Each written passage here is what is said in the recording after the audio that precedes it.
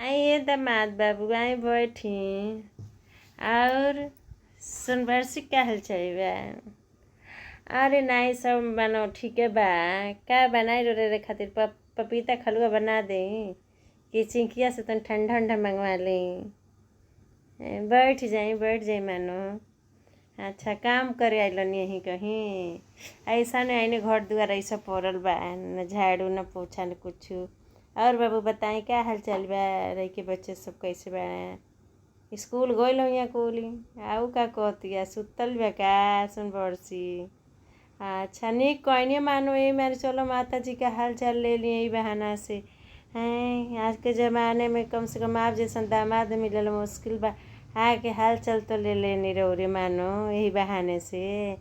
हाँ मानो तब का बड़ा ऐसा निक करम कैले हो जरूरी जैसन दामाद पौनी जन नहीं बैठी। हम ही जाते तन चाह बना के ले तो दोनों हाँ दामाद सास मिल के चाह पियल जाए जन नहीं बैठी आवत है हम अब।